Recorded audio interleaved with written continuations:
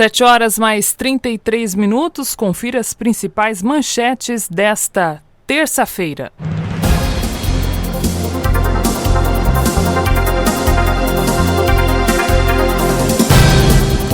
Bairros de Jacareí recebem Agitaférias a partir desta semana.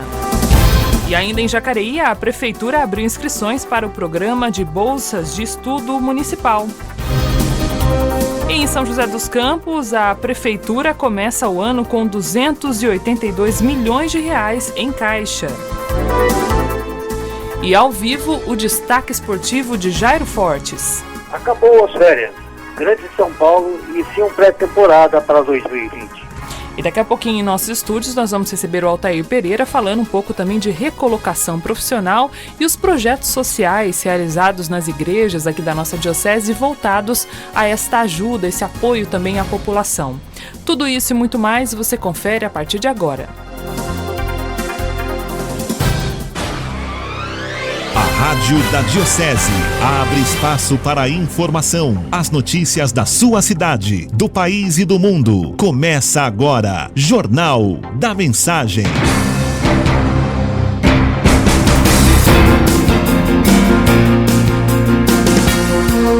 7h mais 34. Olá, bom dia. Está no ar mais uma edição do Jornal da Mensagem. Hoje, dia 7 de janeiro de 2020, uma terça-feira. O jornalismo da Rádio Mensagem tem a coordenação de Donizete Eugênio, a apresentação de Ana Lúcia Ferreira, a mesa de som é de Robson Barros e a direção é do padre Luiz Fernando Soares. Jornal da Mensagem. A apresentação, Ana Lúcia Ferreira. E até o final de janeiro você pode acessar os nossos canais de jornalismo, excepcionalmente pelo nosso WhatsApp até as 9 horas da manhã, 97411-0125. Previsão do tempo. E a terça-feira terá um tempo bom na maior parte do dia, com predomínio de sol entre nuvens. À tarde, pancadas de chuva novamente vão voltar a ocorrer aqui na nossa região, mas de forma um pouquinho mais isolada, né? As temperaturas estarão elevadas, chegam durante todos os dias da semana a 30 graus. Hoje, batem os 32 graus e as mínimas ficam na casa dos 20, 21 graus em Jacareí e também São José dos Campos. Estradas. 7h35, por enquanto, o trânsito tranquilo na rodovia Presidente Dutra, principal rodovia aqui da nossa região, e demais rodovias também que cercam aqui a região metropolitana do Vale do Paraíba. O destaque para a chegada a São Paulo, um caminhão caçamba acabou derrubando lama na pista expressa da Marginal Pinheiros com a Rua da Paz na madrugada ainda dessa terça-feira, interditou parcialmente a via na região do Morumbi, na zona sul de São Paulo. Essa queda de lama ocorreu por volta de 4h30 da manhã, entre as pontes do Morumbi e Estaiada, no sentido Castelo Branco. 3 das 4 faixas da Marginal foram interditadas e por volta de 6h30 da manhã, as 3 faixas da via expressa permaneciam ainda bloqueadas e havia congestionamento também na região. As equipes da CET e também de uma empresa terceirizada realizavam aí a limpeza. O caminhão transportava lama do Rio Pinheiro. Mercado financeiro. E os analistas das instituições financeiras elevaram a estimativa de inflação para 2019 pela 9ª semana seguida, que passou de 4,04% para 4,13%. A projeção faz parte do boletim de mercado, conhecido como relatório Focus, divulgado nesta segunda-feira pelo Banco Central. Os dados constam de um levantamento feito na semana passada com mais de 100 instituições financeiras. O resultado oficial do Índice de Preços ao Consumidor Amplo, IPCA, no ano passado, e do Instituto Brasileiro de Geografia e Estatística, IBGE, será divulgado no dia 10. A expectativa de inflação do mercado para 2019 se aproximou mais da meta central, que era de 4,25%.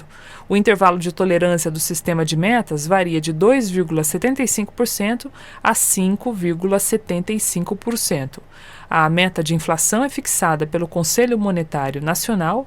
Para alcançá-la, o Banco Central eleva ou reduz a taxa básica de juros da economia, que é a Selic. Para 2020, o mercado recuou a estimativa de inflação de 3,61% para 3,60%. Neste ano, a meta central da inflação é de 4% e será oficialmente cumprida se o índice oscilar entre 2,5% e 5,5%. Lembrando que a taxa de juros, o mercado manteve aí a previsão para a Selic no fim de 2020 em 4,5% ao ano. Atualmente, a taxa de juros já está nesse patamar. O dólar, a projeção para a taxa de câmbio no fim de 2020 deve subir de 4,8 para 4,9. A balança comercial para o saldo da balança, que é o resultado aí do total de exportações menos as importações, a projeção em 2020 recuou de 39,4 bilhões de dólares para 38,2 bilhões. E o investimento estrangeiro, a previsão do relatório para a entrada de investimentos estrangeiros diretos aqui no Brasil em 2020 fica estável na expectativa de 80 bilhões de dólares em investimentos estrangeiros. Esporte. 7h39 para você não perder a hora, e vem chegando Jairo Fortes com as informações do que é destaque no esporte nesse comecinho de ano aqui na nossa região e também no estado de São Paulo e no Brasil. Bom dia, Jairo. Em tempo, feliz ano novo. Tudo bem, amigos? Feliz ano novo, viu, Jairo? Obrigado, Ana, para vocês também da rádio. Um feliz ano novo 2020 com bastante amor, carinho, bastante trabalho, e vamos ir para mais uma temporada, né, Ana? Como é que foi o descanso aí, amigo? Graças a Deus, tudo tranquilo, Joana. Tudo tranquilão. Eu estava com saudade já dos nossos contatos. Vamos aí participar mais um ano aí com bastante garra, bastante vontade, e tentar levar as melhores informações possíveis aos nossos ouvintes, né? Com certeza. Até a gente estava falando ontem, né, da Copinha, que é o que movimenta o cenário esportivo nesse início de ano no estado de São Paulo, que é um início bem parado, né? Até queria que você explicasse um pouquinho disso pra gente, Jairo. Por que a gente tem essa paralisação aí, né? E o que de fato está acontecendo no mês de janeiro no cenário esportivo? A Copinha é o evento, né, que inicia o período de futebol no Brasil, né, que é a Copinha São Paulo Futebol Júnior. Já está há algum tempo.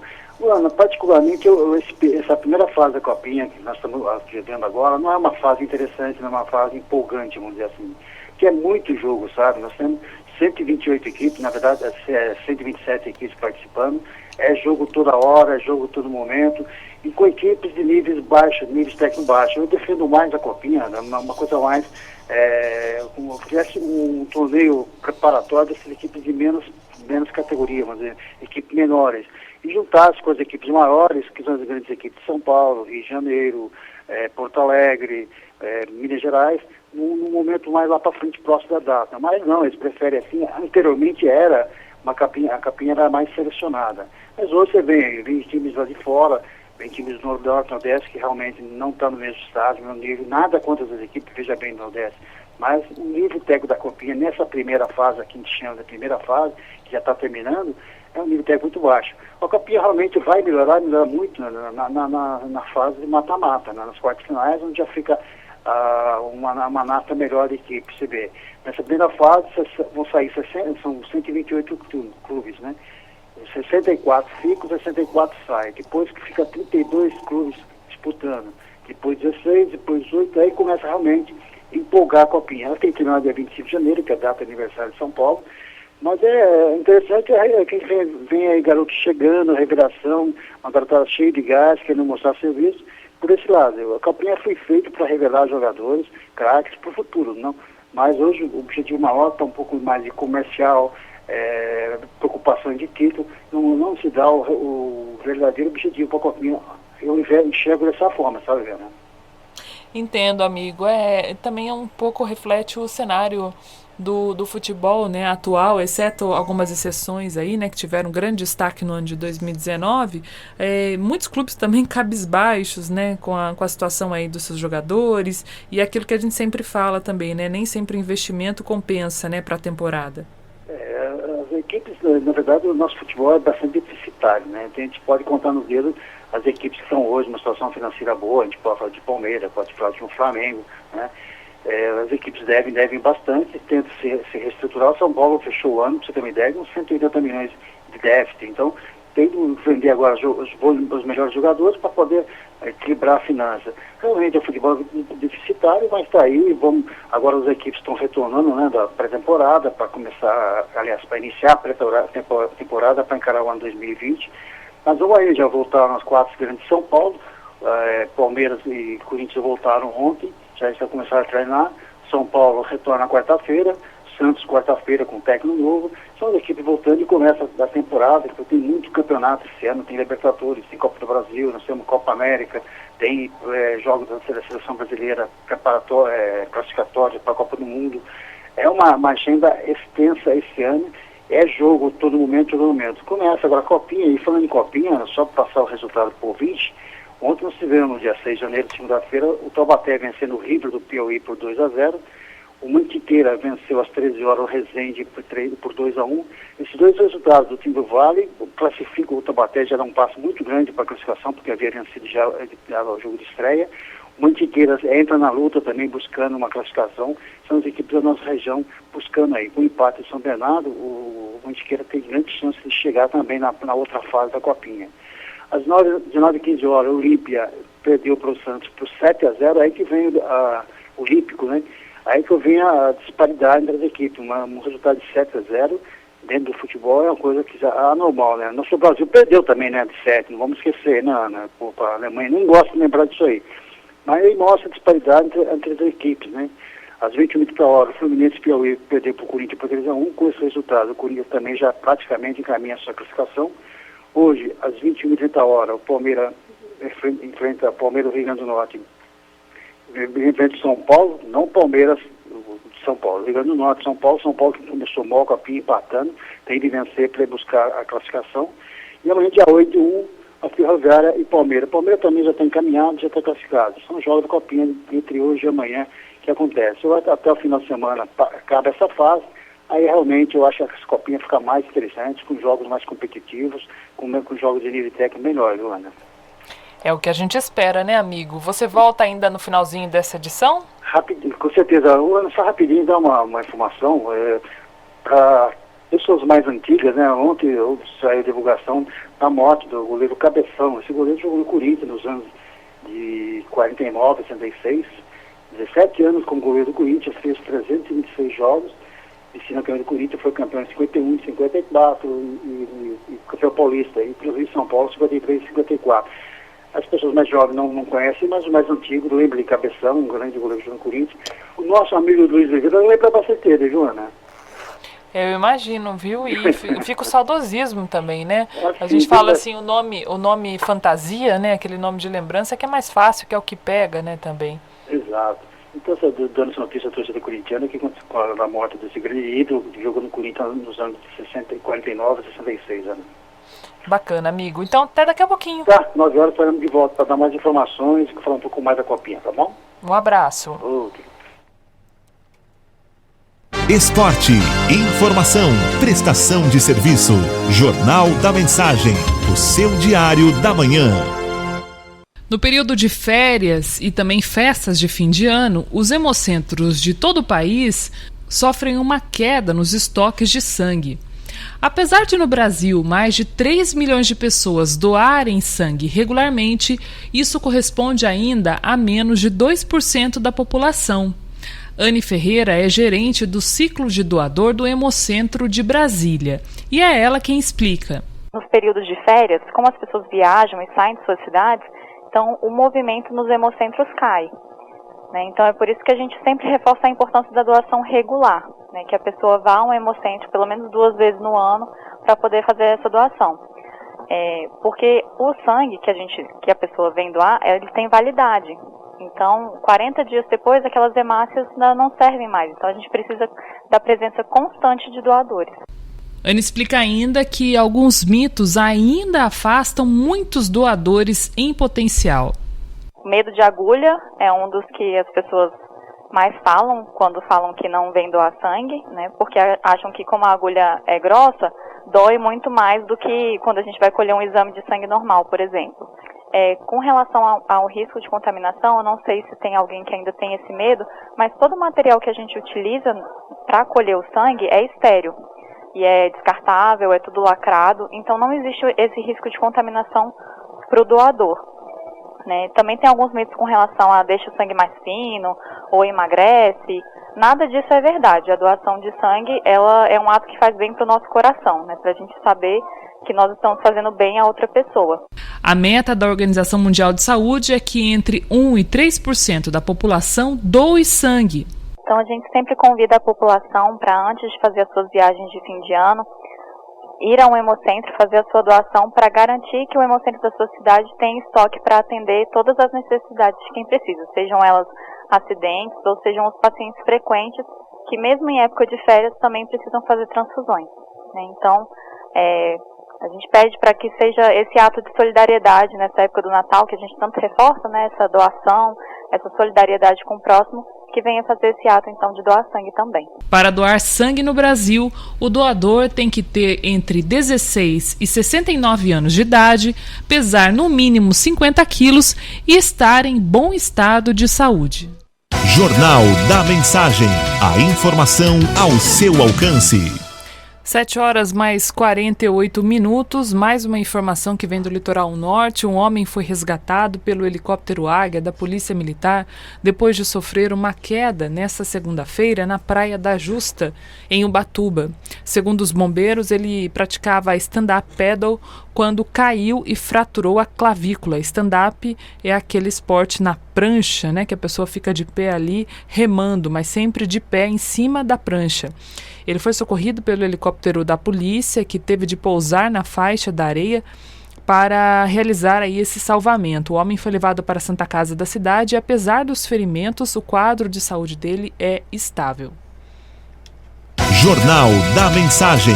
A informação ao seu alcance. Lembrando que esse não foi o último caso aí nos últimos dias. No último sábado, um turista foi resgatado do mar, também com auxílio do helicóptero Águia, em Ubatuba. Ele foi socorrido na praia do Ubatumirim e deixado na faixa de areia. Também muitos casos de afogamento, infelizmente, com vítima no litoral norte de São Paulo. Aí nesses poucos dias do mês de janeiro, muitas pessoas, infelizmente, se perdendo na água, né? Também, e algumas delas até perdendo a vida, como nós noticiamos aqui ontem, né?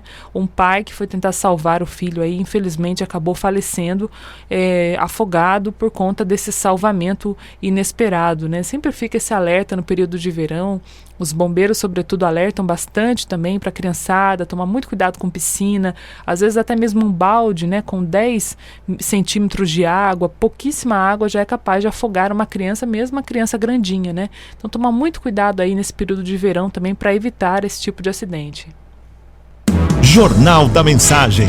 Seu bairro, sua cidade em destaque. E a Prefeitura de Caçapava confirmou mais 2 casos de sarampo na cidade. As vítimas são 2 mulheres de 18 e 20 anos. Com isso, a cidade de Caçapava chega a 35 ocorrências da doença, sendo 4 residentes de São José dos Campos. As 2 mulheres são moradoras do bairro de Caçapava, Caçapava Velha.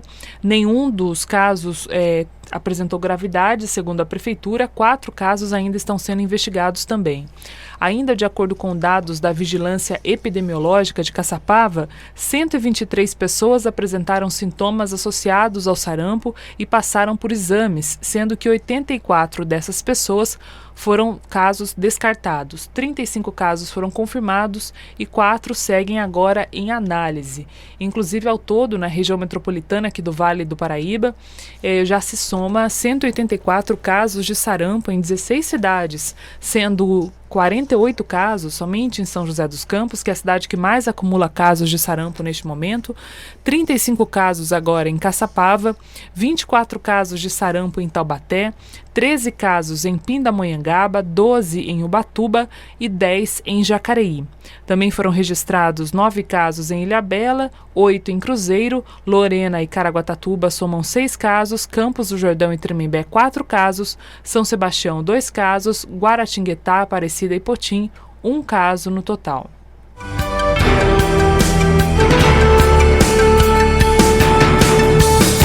7h mais 52 minutos e a Prefeitura de São José dos Campos informou ontem que fechou o ano de 2019 com 282 milhões de reais em caixa.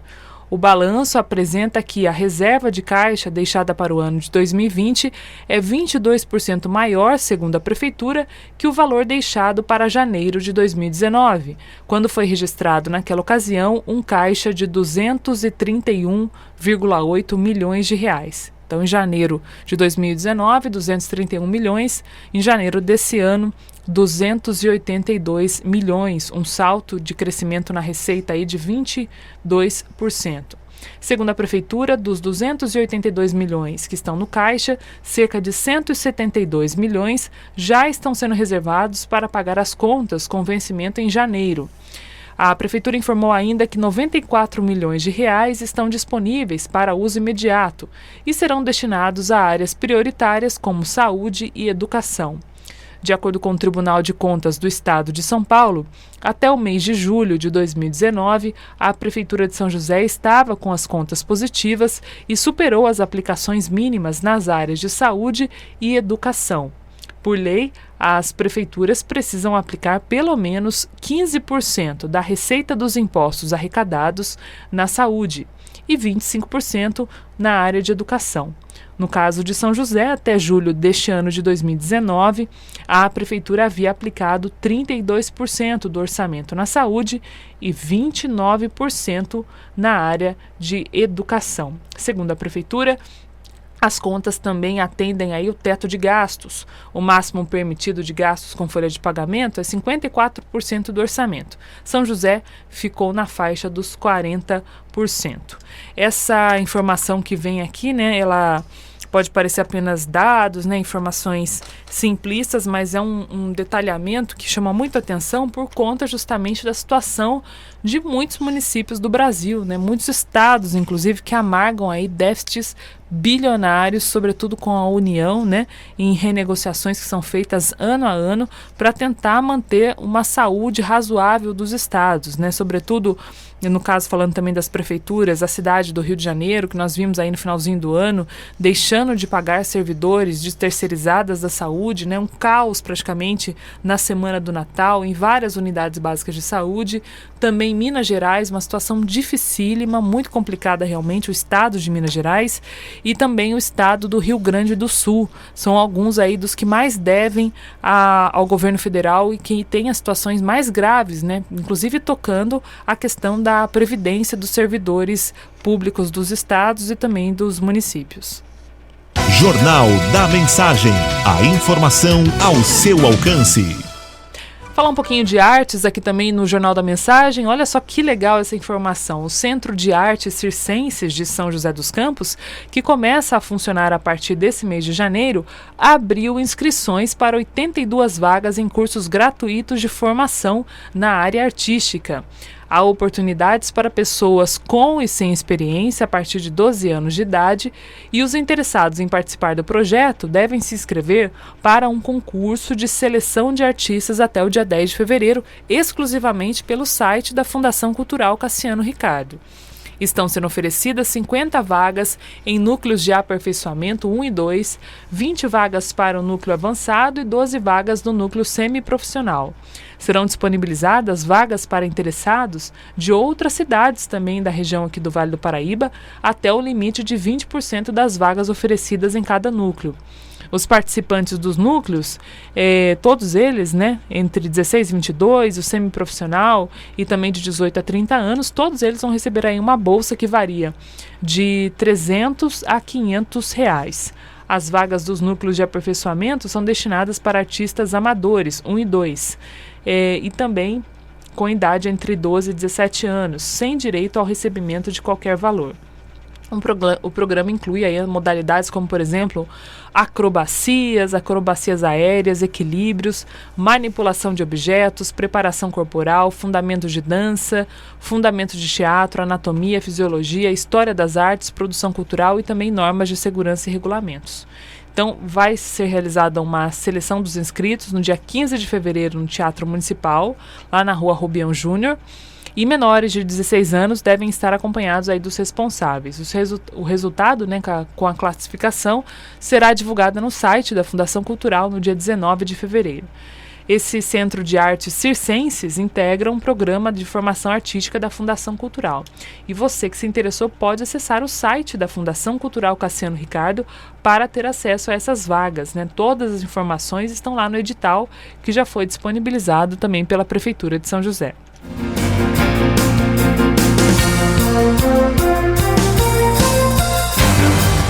7h57, 2 homens de 25 e 43 anos foram baleados na rua na região sul de São José dos Campos neste último domingo. O mais velho seria procurado, inclusive da justiça, e permaneceu detido após ser socorrido. De acordo com a polícia, esse caso aconteceu no bairro Dom Pedro I após uma briga generalizada. Pessoas próximas do local informaram que uma moto e um carro preto passaram pela rua atirando. Os disparos atingiram os 2 homens nos braços e também nas pernas. Ambos foram levados para a unidade de pronto atendimento do bairro Campo dos Alemães, passam bem e não souberam informar aí o que havia acontecido no momento em que foram atingidos. O homem de 43 anos recebeu atendimento médico e foi detido pela polícia, pois era procurado pela justiça. O mais novo, que também foi atingido nesses disparos, foi transferido para o pronto-socorro da Vila Industrial, porque precisou aí passar também por uma cirurgia. O caso segue agora sendo investigado pela Polícia Civil. 7h59, vamos a um rápido intervalo. Daqui a pouquinho a gente volta então com um giro de notícias e também o nosso boletim da CECI RH. Voltamos já já. Estamos apresentando Jornal da Mensagem. Mensagem, programação de qualidade é aqui. Voltamos a apresentar Jornal da Mensagem.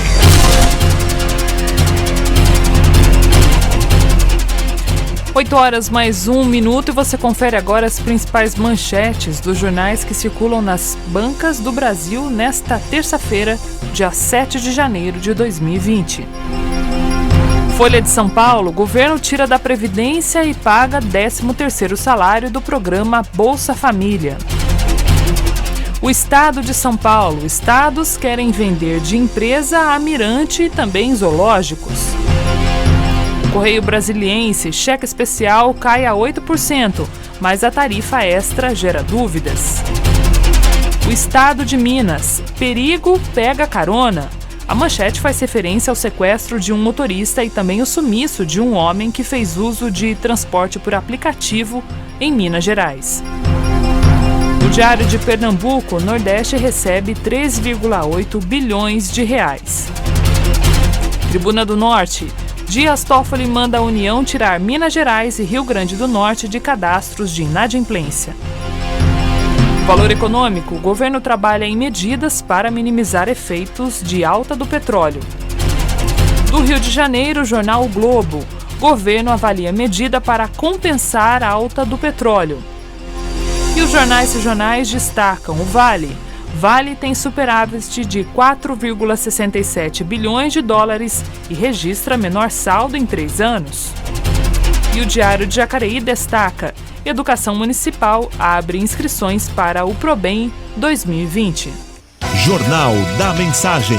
A informação ao seu alcance. 8h mais 3 minutos, vamos então ao Minuto CECI RH. Minuto CECI RH. Olá, ouvintes da Rádio Mensagem. É a primeira semana de 2020. Temos muitas novidades para vocês no Minuto CECI RH. Vamos para as dúvidas. O que posso fazer para me destacar no LinkedIn?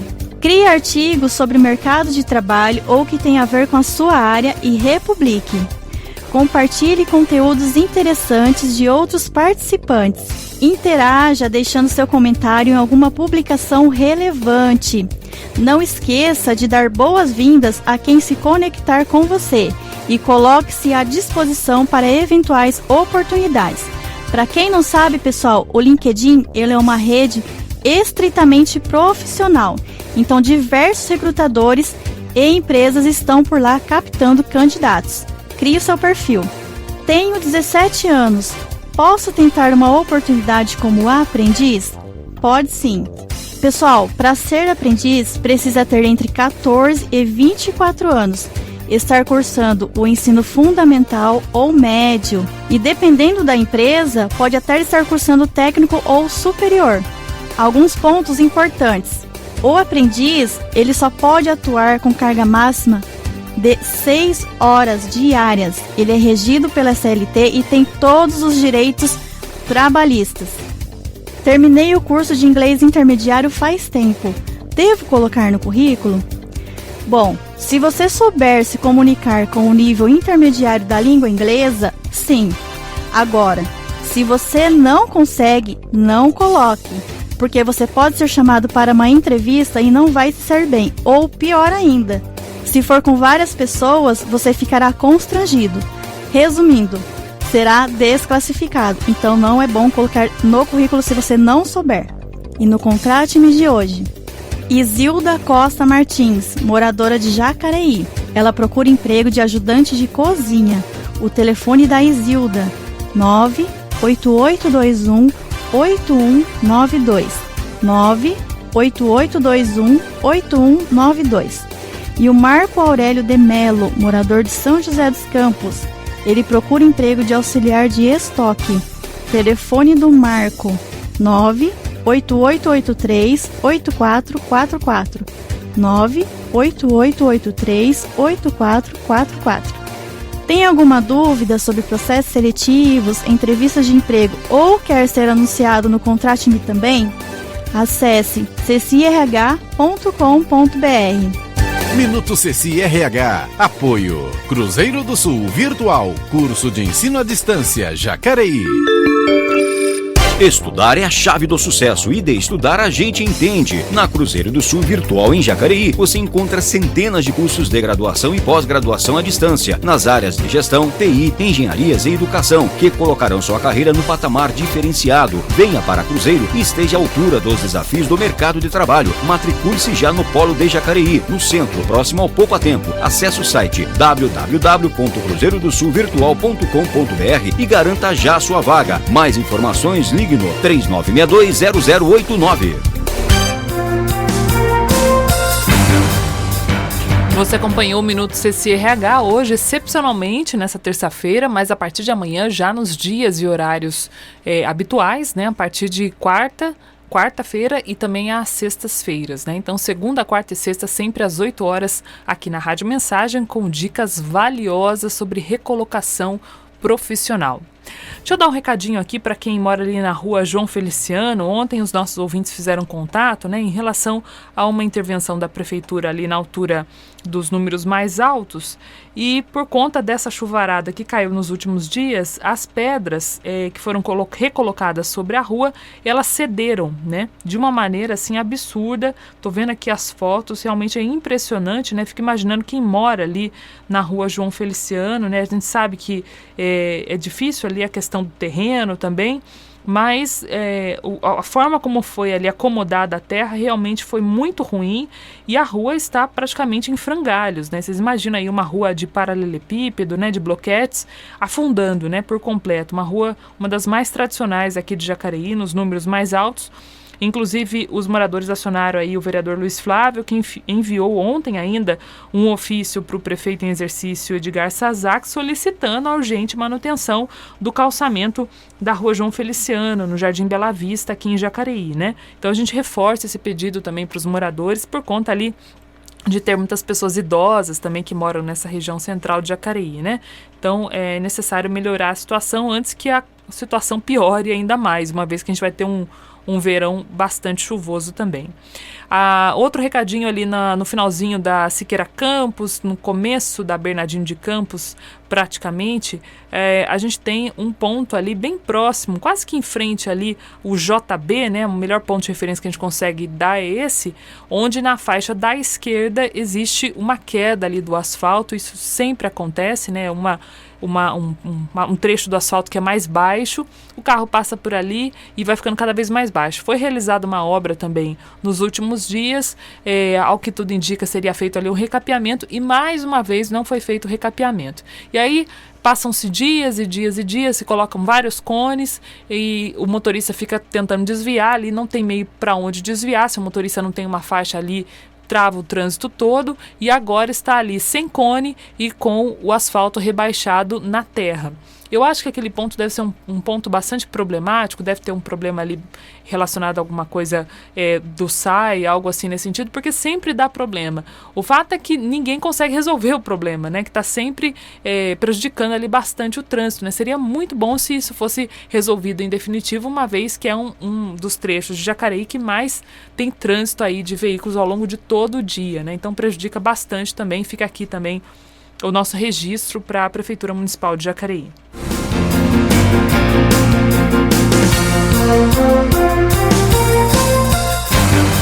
E uma multidão acompanhou o funeral do general iraniano Qassem Soleimani no Kerman, na sua cidade natal, nessa terça-feira. Ainda estão acompanhando, milhares de pessoas participaram e participam desse cortejo fúnebre do comandante morto em um ataque americano em Bagdá, que aconteceu no Iraque. Ele será sepultado no chamado Cemitério dos Mártires após 4 dias de homenagens que reuniram milhares de pessoas em diferentes cidades do país.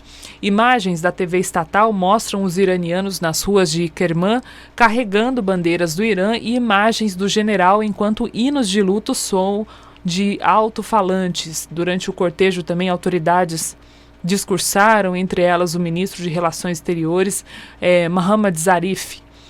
Soleimani era considerado um herói nacional no Irã e um dos mais poderosos chefes militares daquele país. As homenagens começaram no sábado, ainda no Iraque. Depois de sair de Bagdá, o corpo passou pelas cidades de Karbala e Najaf, consideradas sagradas pelos muçulmanos xiitas. Na capital iraniana, o líder supremo do Irã, o Ayatollah Ali Khamenei, chegou a chorar durante uma homenagem que foi feita ao general. Os caixões de Soleimani e do líder miliciano iraquiano Abu Mahdi, que foi também morto no mesmo ataque em Bagdá, foram transportados por populares. Quem viu aí as imagens pela televisão, né, ficou bastante impressionado também, mesmo sendo ali um poder paralelo de alguma forma. O apelo popular era muito grande e o carisma dessa figura assassinada realmente chocou os iranianos, que agora, em resumo, prometem vingança, o que aumenta ainda mais a tensão nessa relação Irã-Estados Unidos. O general Qassem Soleimani e sua comitiva foram alvos desse ataque com drones perto do aeroporto de Bagdá, no Iraque, na última quinta-feira, dia 2. Soleimani, de 62 anos, comandava a Força Quds, uma unidade de elite da Guarda Revolucionária Iraniana com atuação no exterior, e era considerado aí o segundo homem mais poderoso do Irã, abaixo apenas do líder supremo, o Ayatollah Ali Khamenei. Os Estados Unidos, que classificam o Quds como uma força terrorista, acusavam Soleimani de estar ativamente desenvolvendo planos para atacar diplomatas americanos e membros do serviço no Iraque e em toda a região. O Irã prometeu se vingar da morte de Soleimani e, em resposta, o presidente dos Estados Unidos, Donald Trump, disse que atacará 52 alvos iranianos caso os norte-americanos sejam alvos de alguma ação iraniana. O Irã anunciou também que seu trabalho de enriquecimento de urânio não vai mais respeitar, isso é o que mais chama atenção nessa notícia, né? Não vai mais respeitar o acordo nuclear de 2015, que limitava o nível de enriquecimento a 3,6% e que a sua produção não terá mais restrições. A gente está falando aí, minha gente, de armas nucleares, né? Então, rezar mesmo, né? Pedir a Deus que ilumine esses homens que têm aí nas mãos o poder, a caneta, mas infelizmente também armas nucleares, como é o caso do Irã, que disse agora que não vai mais respeitar esse tratado internacional, né, que limitava o nível de enriquecimento de urânio, isso significa produzir armas nucleares, e vai agora fazer a coisa como bem entende, né, ou seja, desrespeitando esse acordo internacional, o que causa bastante tensão a toda a comunidade global, não somente aos Estados Unidos. Jornal da Mensagem. A informação ao seu alcance. 8 horas mais 14 minutos, vamos a um rápido intervalo. Daqui a pouquinho a gente volta para falar mais um pouquinho aqui de requalificação profissional, também dar algumas dicas recebendo também o Altair Pereira, né, que comanda um projeto muito bacana realizado nas paróquias aqui da nossa diocese, voltado à requalificação profissional. Voltamos já já. Estamos apresentando Jornal da Mensagem. Mensagem, a evangelização na medida certa. Voltamos a apresentar Jornal da Mensagem. 8h mais 19 minutos, de volta com o Jornal da Mensagem. Hoje, terça-feira, dia 7 de janeiro, praticamente os primeiros dias úteis do ano, né? E a gente não pode deixar de falar desse assunto, que é o assunto de 2020. Se Deus quiser, a gente vai ter boas notícias, diminuir esse índice de desemprego, que ainda está quase batendo aí na casa dos 12 milhões de pessoas desempregadas, fora os desalentados, né? Aquelas pessoas aí que desistiram de procurar emprego. E, infelizmente, para muita gente, o ano de 2019 foi um ano difícil, né? Muita gente procurando a oportunidade, a gente não tem nem o que falar, né? Porque a gente sabe que tem muita gente esforçada, que está fazendo a sua parte e que infelizmente não está conseguindo voltar ao mercado de trabalho. E para falar de tudo isso hoje, a gente recebe com muito carinho aqui o Altair Pereira da Silva. O Altair faz parte de um projeto muito bacana que tem sido realizado nas paróquias aqui da nossa diocese, voltado à recolocação profissional. Altair, muito obrigada pela sua gentileza, seja bem-vindo à Rádio Mensagem, viu? Ana, bom dia aos ouvintes da Rádio Mensagem. É com muita alegria que eu estou aqui também para a gente poder bater um papo sobre recolocação profissional e compartilhar um pouquinho sobre as experiências que nós temos tido nesses encontros, né, de recolocação profissional na nossa diocese. O Altair já veio aqui antes, né? Já fez parte da PASCOM também, né? Bem atuante aí na igreja, né? Conta um pouquinho disso pra gente. Sim, Ana. Nós já estivemos aqui algumas vezes conversando sobre a pastoral da comunicação, projetos de comunicação em algumas paróquias, e agora a gente atua na área de recolocação profissional, oferecendo suporte, apoio, subsídio para as pessoas que buscam uma nova chance no mercado de trabalho, que buscam uma recolocação na sua carreira. Vamos começar falando então desses projetos que foram realizados nesse ano de 2019. Não foi a primeira vez que eu ouvi falar disso, eu ouvia muito falar na Paróquia Espírito Santo, né, que tem um apelo pastoral de vanguarda, está sempre à frente do seu tempo, né? Historicamente, muitas coisas que estão hoje na diocese saíram da Paróquia Espírito Santo, como, por exemplo, o Cerco de Jericó. E não foi diferente em relação a essa área social, né? A gente viu isso muito forte na paróquia e sendo implantado em outros lugares também.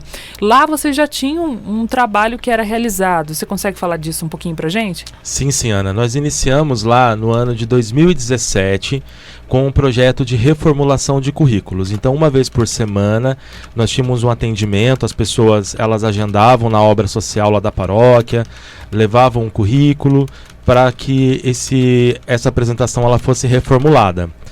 Depois de um tempo, nós passamos a entender que só a reformulação de currículo não era suficiente, né? Não estava, de fato, ajudando as pessoas a se recolocarem o quanto antes no mercado de trabalho.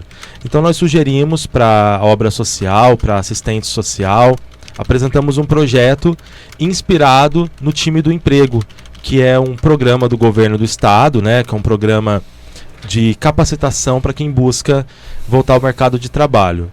Esse Time do Emprego, ele é uma série de pelo menos aí uns 10 encontros, que fala de entrevista, que fala de currículo, porque muitas pessoas às vezes retardam esse retorno ao mercado por conta de erros no currículo, erros na apresentação na entrevista, na postura profissional, e isso acaba dificultando com que esse profissional se recoloque no mercado.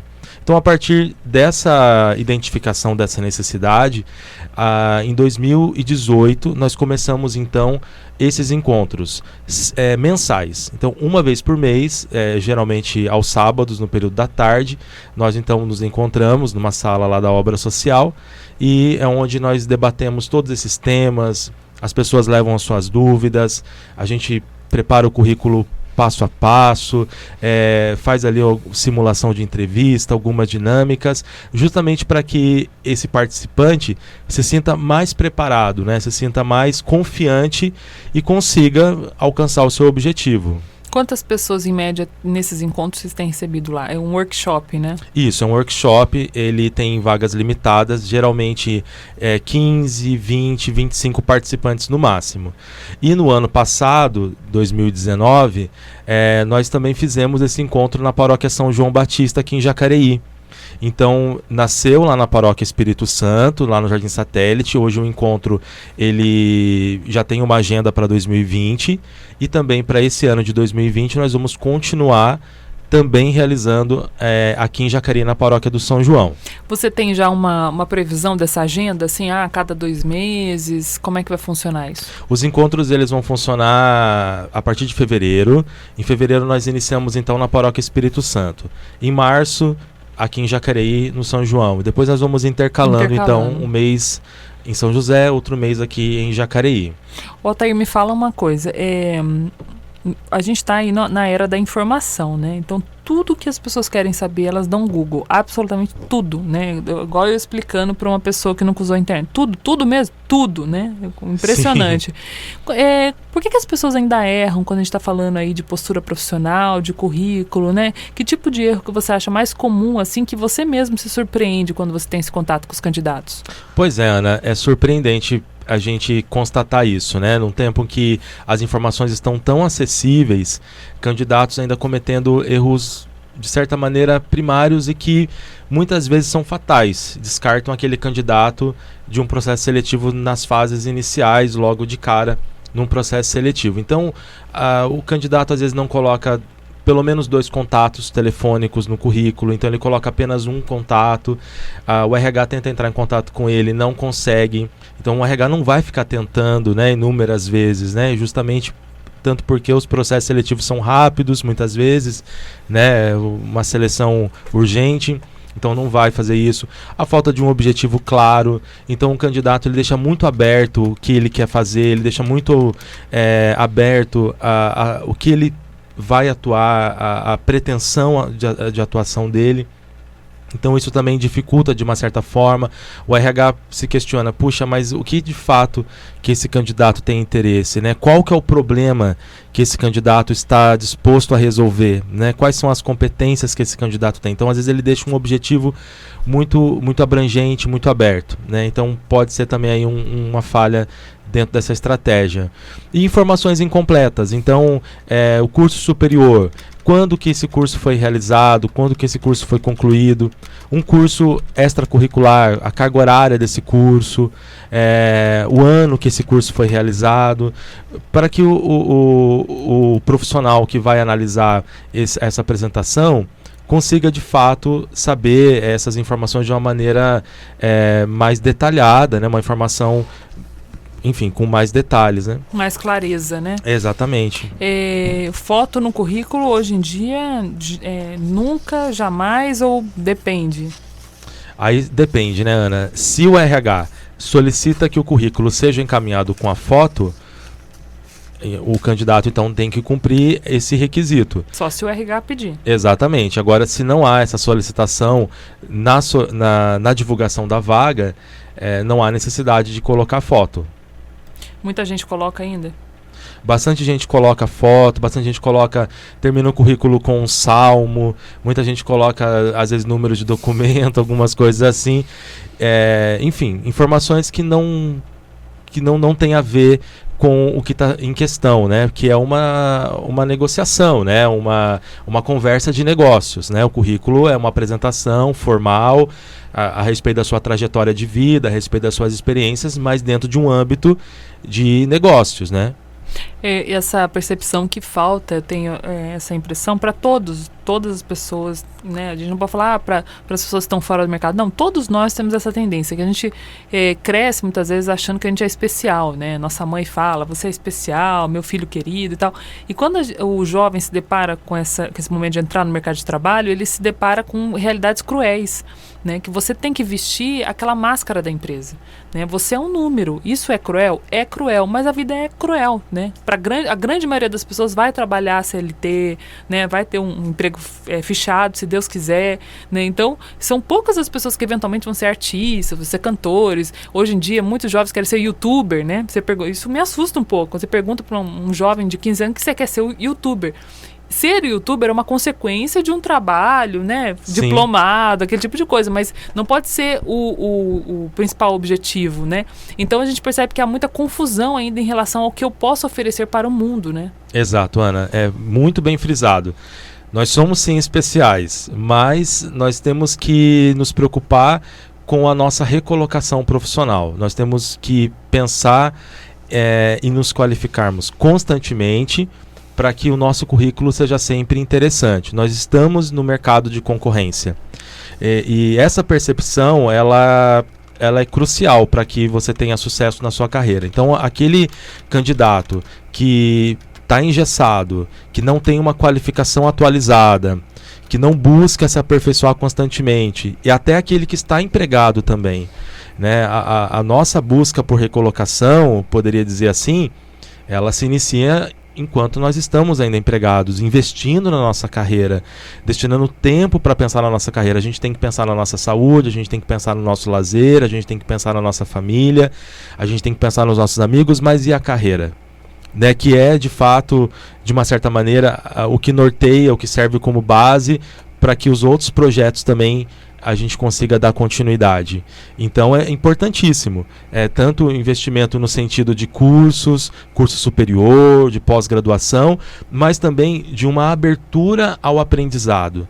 Então a leitura de livros, o acesso a um conteúdo de qualidade, a busca constante por aprendizado, por informação, porque é de uma certa maneira estranho, porque quando nós somos crianças, a gente tem um cérebro totalmente aberto ao aprendizado, né? A gente tem aquela sede de aprender as coisas, a criança é curiosa, a criança ela tem facilidade, ela é instigada, ela tem uma vontade grande de aprender.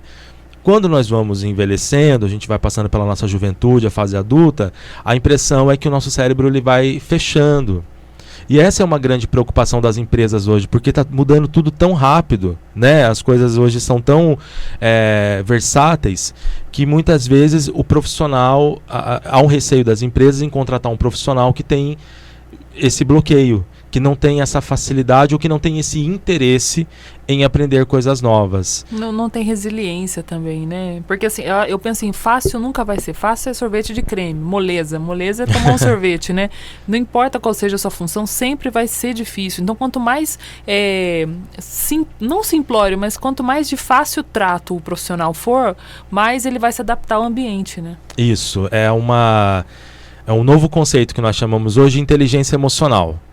Então hoje as pesquisas mostram que tão importante quanto eu saber um procedimento técnico, eu ter competências técnicas, eu ter o coeficiente técnico, o tão importante quanto é eu nutrir, é eu desenvolver a minha inteligência emocional. E aí você já disse muito bem, a questão da resiliência, a empatia, a perseverança, né, que é o quê? É eu saber lidar com as minhas emoções. E tudo isso está envolvido também dentro desse processo de recolocação profissional, né? Porque se o candidato ele não busca, ele não tem essa abertura para desenvolver essa inteligência emocional, as coisas se tornam mais difíceis. Porque primeiro que ele não enxerga quais são as responsabilidades dele, né? Eu estou procurando emprego, quais são as minhas responsabilidades, quais são os passos que eu devo dar, né? O que me cabe fazer, né? O que está nas minhas mãos e que eu não posso transferir a ninguém. Então, é determinante para que eu consiga alcançar a minha recolocação e ter uma carreira de sucesso. E é isso que muitas vezes frustra, né, muitas pessoas, o fato de você achar que somente as competências técnicas vão te levar a um cargo de chefia, né, um cargo almejado. Infelizmente, como o Altair está passando aqui para a gente, não é assim que funciona, né? Muitas vezes, até as pessoas que conseguem uma colocação em um cargo de chefia, um bom cargo, não são exatamente as mais inteligentes nem as mais capacitadas, mas aquelas que sabem lidar melhor com as situações, né? Isso, com as suas emoções. Então, o conceito de inteligência emocional, que é um conceito da década de 90, ele está cada vez mais forte, cada vez mais sendo disseminado dentro das organizações, dentro das empresas. As empresas estão investindo em capacitação desses colaboradores e é um tema extremamente atual. A gente saber lidar com as nossas ansiedades, a gente desenvolver o autoconhecimento. Quais são os meus pontos fortes, mas também o que eu preciso trabalhar em mim, né? Quais são os meus pontos que eu preciso ainda desenvolver, né? Se é a empatia, é a autonomia, é a autorresponsabilização. Então é um conceito aí que não tem como a gente fugir. Hoje a gente está conversando com o Altair Pereira. O Altair é consultor aí na área de recursos humanos e faz um trabalho muito bacana nas paróquias aqui da nossa diocese, né, dando esse suporte também de orientação profissional. A gente vai a um rápido intervalo, daqui a pouco a gente volta com mais dicas valiosas aqui em relação à sua recolocação e a gente está torcendo para que seja rapidinho ainda nesse primeiro trimestre de 2020. Voltamos já já. Estamos apresentando Jornal da Mensagem. 1470, a frequência da evangelização.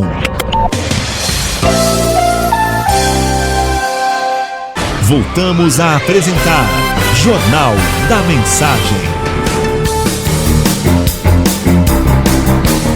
8 horas mais 37 minutos, de volta com o Jornal da Mensagem. Hoje a gente está falando aqui de oportunidade profissional, né? Se Deus quiser, esse ano vai ser o seu ano aí de recolocação profissional também, mas a gente pode dar aquela forcinha estando atento a essas dicas, né? De quem está lá no olho do furacão, né? Quem está de olho nos currículos, quem sabe como se portar aí numa entrevista, que são os recrutadores, as pessoas ligadas aos recursos humanos também.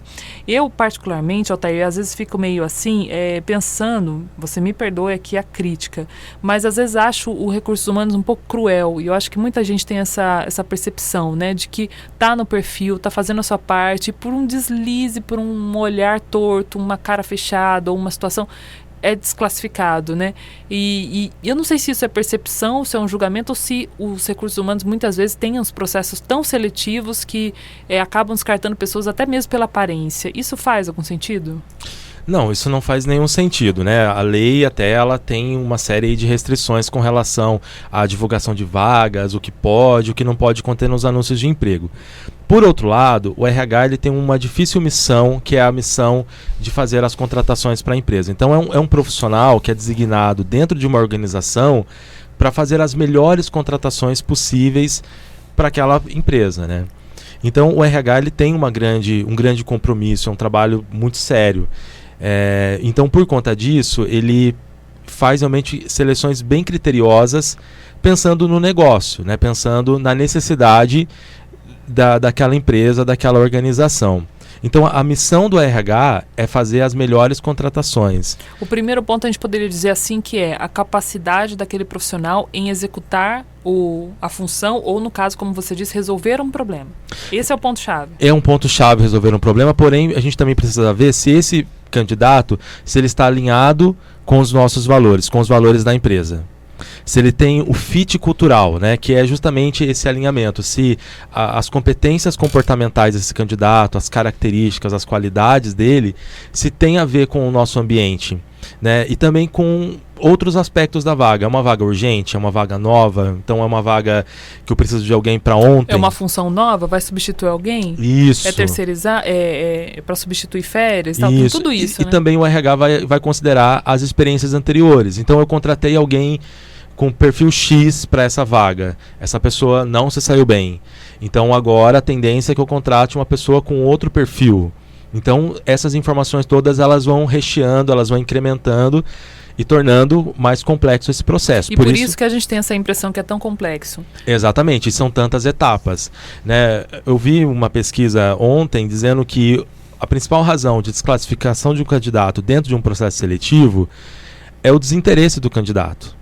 Então o RH, ele sabe que as pessoas trabalham muitas vezes, primeiramente por uma questão de subsistência, né? Muitos candidatos, salário, justamente, onde paga mais eu vou, né? A maior parte das pessoas tem esse pensamento, mas pro RH, o RH está enxergando outra coisa. Ele precisa de um profissional ali que vá ter desenvolver aquela tarefa com qualidade, que vá ter entrega naquele projeto, um profissional que esteja engajado. Então ele não vai simplesmente olhar a situação financeira do candidato, tanto porque o problema que vai ser resolvido não é o problema do candidato, é o problema da empresa. A empresa ela está interessada e à procura de uma peça-chave para poder atender essa demanda que ela possui. Então o olhar dela, assim como o nosso, né? Vou contratar alguém para fazer um bolo para o meu aniversário, vou contratar um pedreiro para poder consertar alguma coisa aqui na minha casa. A gente usa os critérios que a gente tem. O quanto que eu posso pagar? Para quando que eu quero esse serviço?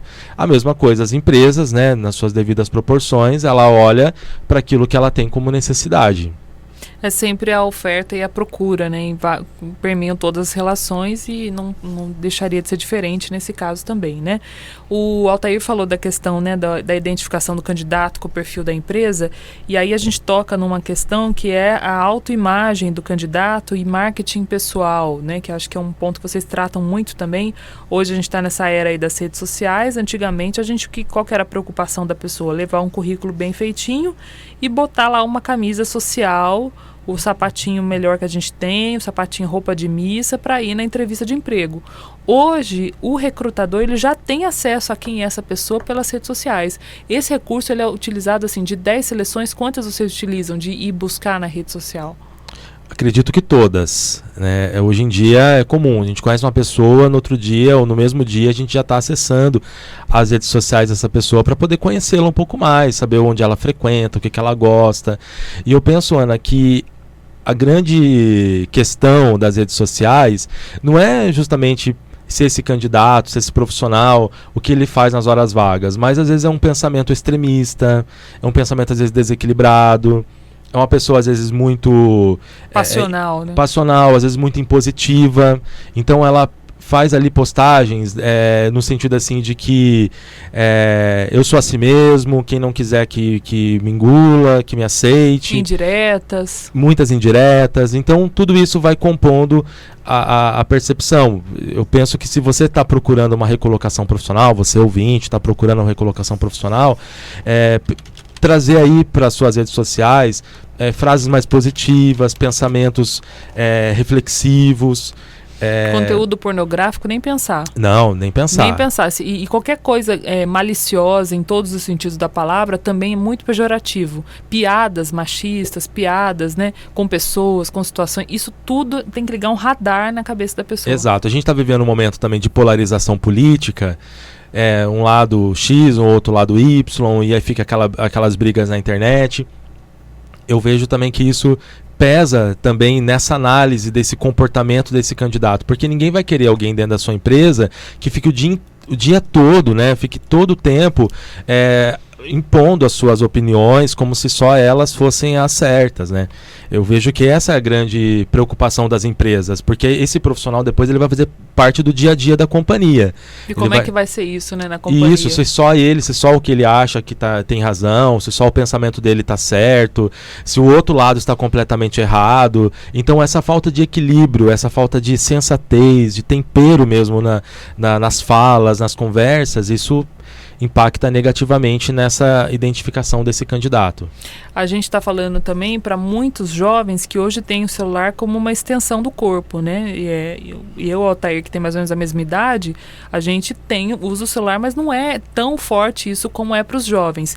E para eles, por ser essa extensão do corpo, essa coisa do selfie, né? De tirar, se expor muito nas redes sociais, né? Sempre postar uma foto, meninas e meninos também, né, aqueles que vão na academia e tal, isso, por mais que seja algo positivo, pode gerar um impacto negativo, Altair? Sim, todos os excessos, né, tanto da parte de uso do celular, músicas, enfim, a preocupação também com o jovem é com relação à ansiedade, né, os jovens, os adolescentes, eles muitas vezes desistem muito fácil, né, iniciam um trabalho com muita energia, com muita garra, com muita força de vontade, mas pouco tempo depois eles já estão desanimados, já não querem mais aquilo, ou veem às vezes um colega ganhando um pouco mais, ou dentro de uma empresa que eles consideram que tem um pouco mais de fama, e por aí vai. Então existe também uma preocupação com relação a essa avaliação. A dica para os jovens, né, para quem está procurando o primeiro emprego. Eu sei que a Rádio Mensagem é bastante ouvida aí por pais, por mães, né, por avós, até os meus pais agora devem estar ouvindo também, já mando um abraço para eles. Converse com seus filhos, ajudem os seus filhos, mas não façam por eles. É muito comum, Ana, até recentemente a gente divulgou algumas vagas para aprendizes, muitos pais entrando em contato com a gente, muitos pais encaminhando os currículos dos seus filhos. A gente vê com bons olhos... Por e-mail, por WhatsApp, a gente vê com bons olhos o empenho dos pais em ajudar. Porém, é o filho quem precisa encaminhar o currículo, é o filho quem precisa demonstrar o interesse pela vaga. A gente não sabe, às vezes o menino está lá deitado no sofá dormindo e o pai está lá correndo atrás de vagas para ele.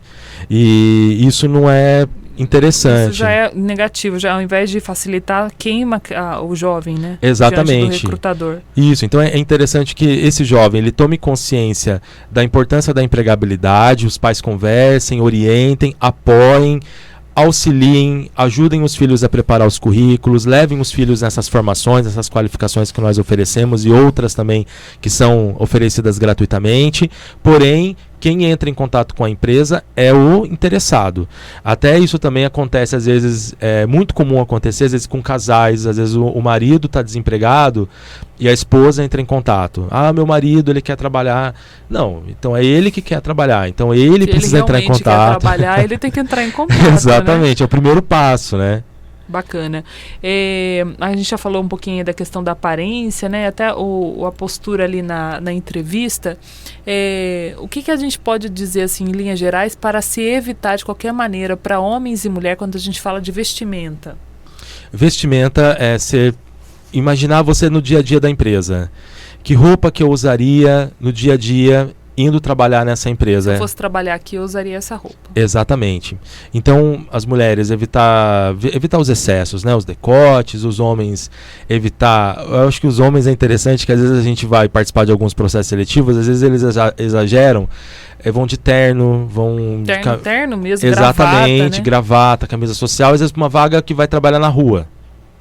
Entende? Então, ou seja, há uma falta de conexão com a roupa que ele foi na entrevista com o trabalho do dia a dia que ele vai executar. Por exemplo, se ele fosse trabalhar num serviço braçal, ele poderia muito bem ir de calça jeans, um sapatênis e uma camiseta branca. Exatamente. Porque ele vai trabalhar e está muito bem apresentado. Isso mesmo, ele está totalmente alinhado. Ele não está acima nem abaixo daquilo que se espera para o dia a dia para o exercício daquela função. Uma mulher que vai trabalhar de cozinheira, ela pode ir ali com a sua saia, sua bermuda, sandalinha e uma blusinha. Também não está fora. Também não está fora, exatamente. Não precisa ir de salto alto, né? Se a vaga é para trabalhar na cozinha, que a gente sabe que é uma coisa que exige muito fisicamente, vai de uma forma simples, que é a forma como você iria trabalhar. Excesso de maquiagem, né? Muito perfume, como a gente já citou, a questão dos decotes e também a postura, né? A maneira como você fala, então evitar gírias, não ficar também só na informação generalizada. Né? Então, por que você quer trabalhar nessa empresa? Porque eu preciso muito. Eu quero trabalhar nessa empresa porque eu visto a camisa da empresa, porque eu sou um bom profissional. Mas trazer realmente ali elementos, informações que possam ser consideradas para avaliação, né? Então, é o preparo, Ana, né? O candidato que se prepara, que vai para uma entrevista de emprego já estudado, né? Saber um pouco da empresa também. Exatamente, porque a empresa vai ser a sua cliente, né? Você é um prestador de serviços, então você precisa saber, é o mínimo, né? Não sei nem qual produto que a empresa fabrica ou oferece. Exatamente, aí é aquilo que eu citei da pesquisa, o desinteresse. Na verdade, não é que as pessoas chegam na entrevista e falam, eu estou desinteressado, não é isso. Mas o RH, com toda a sua experiência, né, com toda a sua expertise, ele consegue identificar que esse candidato ele não tem de fato interesse. Como que o RH avalia isso? O candidato não chega no horário, o candidato vai com uma roupa inadequada, o candidato ele não tem respostas assertivas, o candidato, ao ser questionado, ele demonstra total insegurança. Então, na verdade, o que está transparecendo para o RH é o quê? Despreparo, desinteresse. Porque se eu tenho interesse, eu vou me preparar. Se eu tenho interesse em alcançar um objetivo, em ocupar uma posição, é natural que eu me prepare. né? Então, faz parte, né, da conquista desse passo, desse objetivo. Muita gente também fica de cabelo em pé, o Altair, quando tem a dinâmica de grupo, que é uma coisa que num passado recente ninguém nem falava, e que muitos bons candidatos, pessoas que têm até um perfil da vaga, quando chega na dinâmica se perde de uma maneira, derrapa geral. Tem alguma dica para a questão da dinâmica de grupo? Porque não dá para fugir dela, né? Não tem como fugir, e só Deus sabe o que está na cabeça, da cabeça de um recrutador.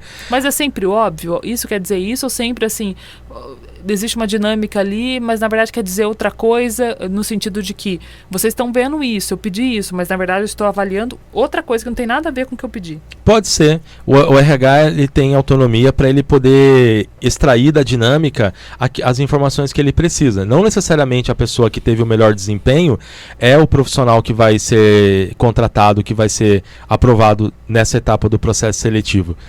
Mas o ponto-chave também da dinâmica é evitar os excessos. Então, a pessoa que não fala, sendo que é uma dinâmica que às vezes precisa ter uma comunicação verbal, é o candidato que fala demais, é o candidato que quer assumir a ponta, que quer assumir a liderança de uma maneira impositiva. Então, esses comportamentos eles são identificados e eles também são prejudiciais. Para a gente fechar a nossa entrevista, né, o nosso tempo aqui está muito bacana, antes até da gente fechar, a questão assim, do pessoal que está desempregado há muito tempo, né, e o tempo para quem está desempregado para, né? Se o tempo de quem está fazendo muitas coisas voa, para quem quer voltar para o mercado é muito angustiante. O que fazer nesse período para que esse período também contribua? Por exemplo, voluntariado, né? Além de cursos que a gente não cansa de falar aqui na Rádio Mensagem, muitos cursos gratuitos, oportunidades, até o workshop, né? Sim. Estou aqui participando do workshop na Paróquia Espírito Santo com o Altair. Vou postar uma foto aqui no LinkedIn para mostrar que eu estou interessado. Exatamente. Né? Eu vou dizer aqui um tripé, né? 3 pontos para quem está procurando emprego há bastante tempo, para quem está buscando aí uma recolocação urgente. Primeiro, o networking. Que é o que é o networking? A rede de contatos. Quanto mais gente a gente conhece, melhor nesse aspecto, né? Então, as pessoas sabem que você está procurando recolocação profissional, as pessoas sabem como que elas podem te ajudar. Então, você está disponível no mercado de trabalho. Então, faz uma publicação nas suas redes sociais, ou se você não quiser se expor dessa forma, converse com as pessoas mais próximas, parentes, amigos, chame seus colegas no Facebook, nas outras redes e fale, olha, eu estou procurando recolocação, se você vê alguma vaga, me marca, me manda, né? Então é o networking, contatos. Então saia, vai, como você disse, o trabalho voluntário é excepcional para o networking, a gente conhece muita gente. Segundo ponto, a qualificação. Então, como que está hoje a minha qualificação? Que pé que eu estou? Eu estou atualizado? Minha qualificação ela está de acordo com as novas exigências do mercado ou não? Porque o que a gente vê muito nos currículos, Ana? O candidato com informática básica. O candidato com informática que ele fez lá em 1995. Né? Então, o Senai de 1985. E aí por aí vai. Então não, a minha qualificação precisa estar atualizada. Então quanto que eu posso investir hoje na qualificação? Ou o que eu posso ter de qualificação de maneira gratuita? A gente tem a internet aí com um mundo de qualificação, de cursos. Esses cursos de internet eu posso colocar no currículo? Pode colocar no currículo no campo de cursos, eu posso colocar como competência técnica, dá sim para ser aproveitado. Você está fazendo o que é o seu melhor dentro do contexto que você está. Você não necessariamente precisa investir muita grana. Se você tiver, obviamente, uma reserva financeira para fazer uma graduação, para fazer um técnico, para fazer uma especialização, maravilha. Mas se também não tem, vamos fazer com o que tem, né? De acordo com as possibilidades. Então a gente tem o networking, importantíssimo, a qualificação, que precisa ser permanente, e a gente tem a comunicação. Então eu preciso desenvolver bons currículos, eu preciso ter currículos adequados para as minhas áreas de interesse, eu preciso melhorar a minha postura, a minha comunicação, buscar diferenciais. Então, ao mandar um currículo por e-mail, colocar um textinho bacana no e-mail. E não é não ser quem você não é, né? Você não é aquela pessoa, você não precisa falar bonito, mas fala certo, vai escrever, vai conversar com o recrutador, não coloca VC, vai escrever não, fala não. Exato. Isso eu tenho nervoso nervoso disso. Eu falei, gente, mas a palavra não continua sendo N-A-O-T-I-U. Por que agora tudo põe um H no final, né? Umas coisas assim, essa linguagem de internet, eu penso, se eu fosse recrutador, eu já ia descartar ali, porque eu acho um absurdo. Não, realmente, Ana, isso é inadmissível, né? Isso realmente pode eliminar um candidato logo de cara. O RH não vai se sentir entusiasmado em continuar avaliando esse interessado. Mas além disso, as frases feitas, então o candidato às vezes ele manda no e-mail, quero fazer parte desta conceituada empresa. E às vezes é uma vaga confidencial, você nem sabe qual empresa que é. Então é você justamente buscar não ser mais um na multidão. A gente iniciamos a nossa conversa falando do ser especial, que nós somos pessoas talentosas, especiais, porém nós temos que nos diferenciar dos demais, né? Nós temos que buscar o nosso espaço, buscar o nosso lugar. Então, e isso começa na comunicação, é muito possível fazer isso. Então, antes de mandar o currículo para uma empresa, leia a vaga atentamente. As informações que a empresa precisa estão no meu currículo, ou o meu currículo é um monte de informação jogada, né? Aquilo que a empresa quer saber sobre a minha capacidade, sobre as minhas competências, isso está claro no meu currículo, está fácil de ser localizado. Então essa revisão, se você não se dedica, se você vai tudo no automático, tudo na sorte, seja o que Deus quiser, então as suas chances, elas são menores, porque nesse cenário de concorrência que a gente tem hoje, a tendência é que você não seja aprovado. A gente falou de redes sociais aqui também, né? Uma rede social muito importante que é descartada por muitas pessoas é o LinkedIn, né? Que para quem nunca entrou, você pode imaginar aí um Facebook, mas lá ninguém manda vídeo de bichinho, não. Lá é só a área profissional. E o mais legal do LinkedIn é você ter a oportunidade de seguir CEOs e pessoas que comandam grandes corporações. Então, eu consigo acompanhar ali o que o Bill Gates está falando, né? O que as pessoas que eu acho bacana estão falando. E aí, eu ouvindo o que elas estão falando, eu estou ligando a minha antena parabólica para saber o que o mercado está falando. Então, eu acho que as pessoas às vezes perdem muito tempo procurando coisas no Facebook. O Facebook é uma torre de Babel, um lugar, uma terra sem lei. Enquanto que o LinkedIn, bem ou mal, ainda tem uma regrinha, né? De que aqui é só isso que a gente posta. E é muito positivo, né? E quando as pessoas postam algum conteúdo que não está alinhado ao propósito da rede social, os outros comentam, né? Geralmente as pessoas criticam, não, esse assunto não é assunto para LinkedIn, aqui, né? Isso leva lá para o Instagram, leva para o Facebook, leva para uma outra rede, mas aqui no LinkedIn o espaço é para debate, o espaço é para conversa, o espaço é para troca profissional. E o LinkedIn é esse espaço então maravilhoso que a gente tem de criar esse networking, de nos aproximarmos de profissionais, fazer conexões, nós mesmos, né, Ana? Nos conectamos no LinkedIn, conversamos e é uma rede que possibilita pra gente, facilita esse encontro com profissionais de RH e também com outros profissionais. Então eu vou fazer uma entrevista, por exemplo, numa empresa X. Antes de ir para essa entrevista, eu posso tentar uma conexão no LinkedIn e pedir uma dica para ela. Não necessariamente pedir uma indicação, porque uma indicação a pessoa precisa conhecer. Ninguém vai indicar uma outra pessoa sem conhecê-la anteriormente, né? Uhum. Mas eu posso pedir uma dica. Olha, como é que foi o seu processo seletivo?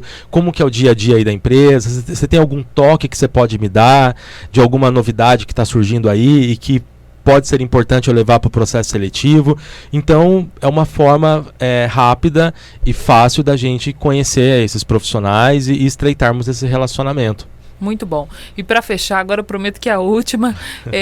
Profissionais acima de 40, 50, 60 anos, a gente tem que falar disso, infelizmente, né? Gente com 60 anos procurando trabalho.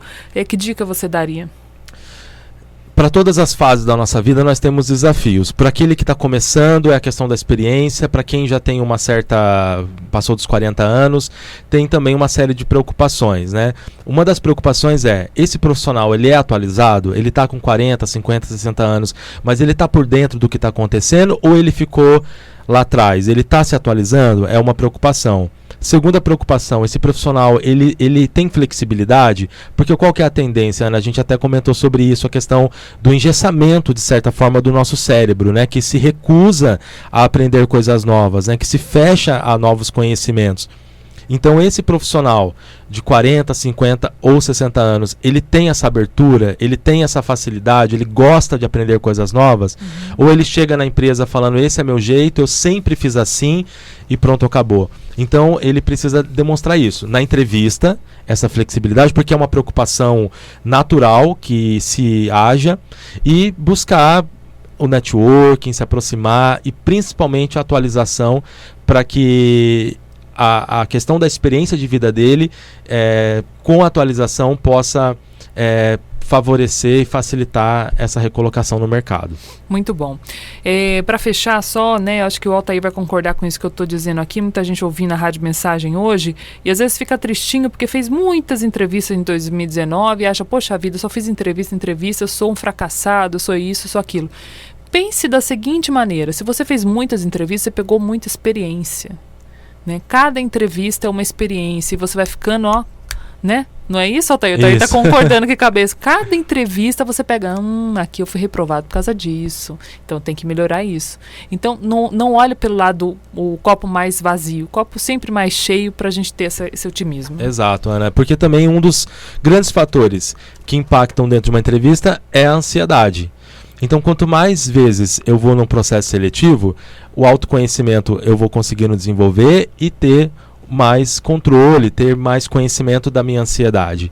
Então é natural que eu tenha desempenhos melhores. E é importante também a gente se olhar com sinceridade. Puxa, o que eu fiz de errado? O que eu poderia ter feito melhor? Né? Não enxergar o RH, aquele carrasco, não aprova ninguém, essa empresa só entra pessoa assim, ou pessoa de perfil X ou Y.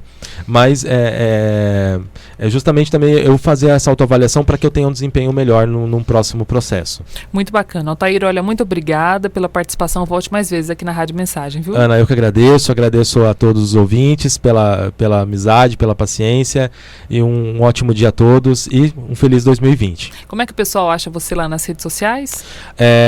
Altair Pereira no LinkedIn e também no Facebook. Muito bom. A gente vai um rápido intervalo, daqui a pouco a gente volta então fechando o Jornal da Mensagem com as informações do esporte e as últimas informações da edição dessa terça-feira. Voltamos já já. Estamos apresentando Jornal da Mensagem. Você está na melhor programação, 1470. Mensagem. Voltamos a apresentar Jornal da Mensagem.